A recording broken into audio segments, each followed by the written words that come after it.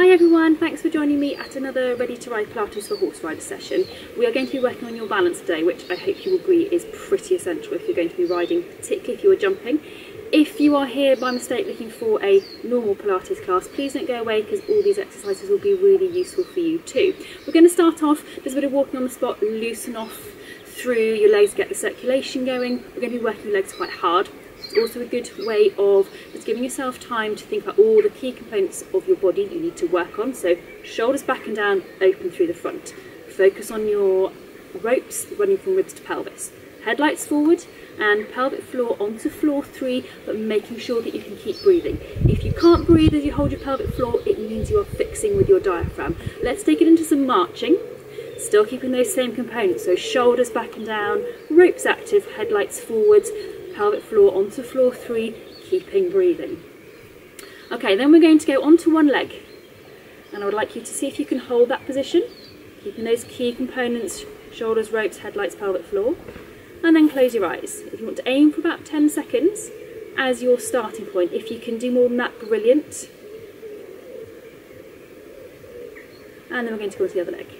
Once again, get your balance, sort shoulders, ropes, headlights and pelvic floor, keep breathing, and then when you're happy, close your eyes again. You will find that one leg is better than the other, particularly when you close your eyes. That's totally normal.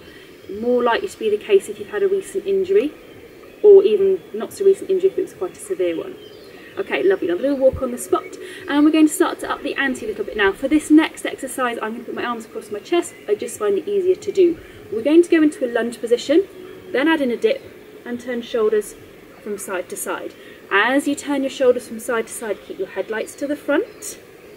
Aim to get your knees over your second and third toes.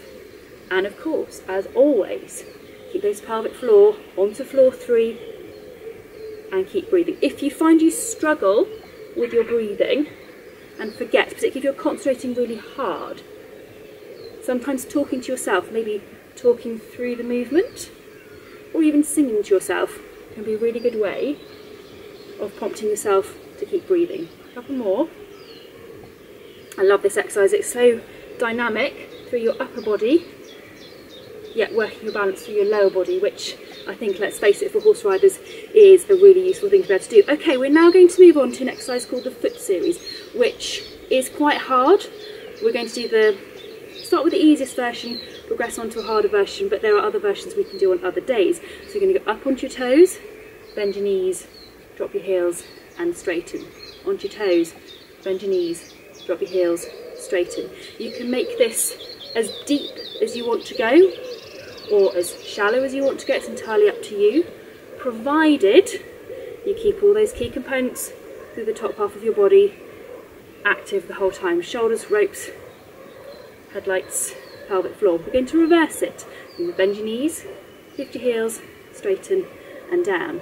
Bend, lift, straighten, down. Bend, lift, straighten, down. Bend, lift, straighten, down. You should find this a bit easier. Most people do. Okay, we're now going to make this a little bit hard though. We're going to have a go on one leg. We'll do the harder version first, then the easy one. So onto your toes, bend your knees, drop your heels, straighten. I'm not too good at this myself. One more. Onto your toes, bend your knees, drop your heel, straighten. We'll swap onto the other side. Okay, so onto your toes, bend your knee, drop your heel, straighten. Onto your toes, bend your knee, drop your heel, straighten. Last one, toes, bend, heel, straighten. Back to the other leg, and we're going to the easy version now. So drop, lift, straighten, down, bend, lift, straighten, down. One more, bend, lift, straighten, down. Over onto the other leg, bend, lift, straighten, down, bend, lift, straighten, down, bend, lift, straighten, down. Okay, let's give your brains a little bit of a breather for a second. You may well find when you are first doing some of these harder, more complicated exercises that you really struggle to think about with your key components from shoulders right down to pelvic floor. Don't worry. The important thing is as you practice and get better, that you really start to make sure you can do the complicated bit and keep everything else where you want it and keep your breathing going. Okay, we're going to move on to an exercise I didn't know it had a name until recently. It's called the Warrior. I'm going to go sideways so you can see a little bit better. Your starting point is one leg, arms in your basic rein holding position, the other leg bent, and you're going to go into this position and back again. So basically your arms are going forward as if you were going over a fence, sort of, exaggerated, and the other leg going out behind. This is definitely one of those you can make it as hard or as easy as you want, so you can vary the position you go into depending on how easy you find it. And it's easier when you're not talking, believe me. That's taking the multitasking a little bit too extreme. Okay, then I'm going to swap and do the other leg. Okay, so same start up, and then off you go. I've injured my foot recently, my right foot, and it's really showing, although I don't really have any pain anymore, just how much my balance has been affected on this side. I think it's a really good example. I was only in pain for maybe 5 days a week, but it's really compromised my balance. So it's really something I have to work on. I think it's something we perhaps underestimate a little bit, how long it takes to recover. You think your pain's gone, all sorted, but actually balance may not be. Okay, give that one a breather. Another little walk on the spot, just to loosen off through your legs. Okay, for your next exercise, you need to have a resistance band. I tend to use yellow ones simply because everybody can use these. But if you've got a higher level resistance, absolutely fine. It really doesn't matter. If you can use it, go with the flow.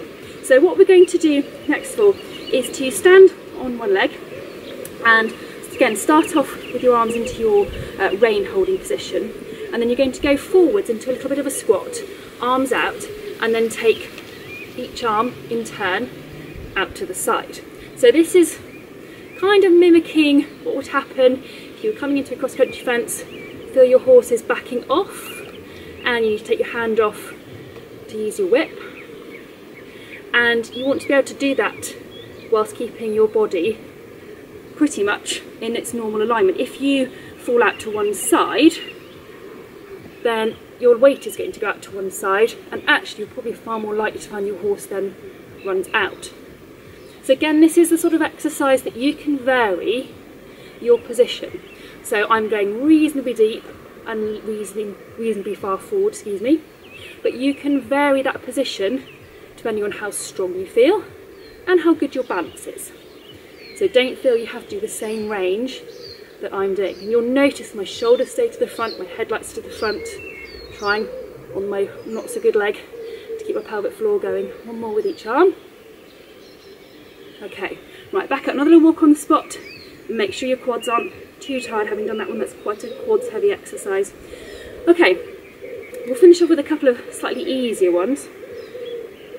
Again, you need your resistance band. Before you start, really think shoulder position, rope position, headlights to the front, get that pelvic floor working and breathing. And then you're going to turn your upper body from side to side. The reason I want you to do this with the resistance band is because it gives you, without having to stare at your hands, it gives you really good visual feedback about where your hands are. I can see what my hands are doing out of the corner of my eye. My hands are staying basically level. So then you can do the same thing, arms up and out. Again, this exercise you can do with your arms in all sorts of different positions. I'm just giving you two options. The key is always those headlights basically stay to the front. So once again, the upper body is on the move. Oh, losing my right arm there. Upper body is on the move, but your lower body is stable, which is exactly what you want on the horse. Let's swap and do the other leg. So get your balance. Hopefully you're doing this on a nice smooth floor as well, not a slightly uneven garden. Okay, so before we start, shoulders, ropes, headlights, pelvic floor, and off into that turn again. Headlights staying to the front, equal distance with your hands. And as you start to get used to it, as your brain engages, start to challenge yourself a bit more. What are your shoulders doing? Are they back and down? Where are your ropes? Headlights, are they to the front? Is your pelvic floor still working? And are you still breathing? Then up again. Once again, check all those key parts.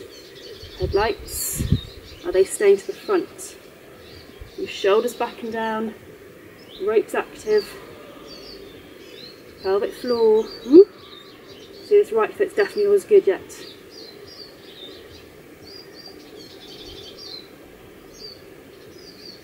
Couple more.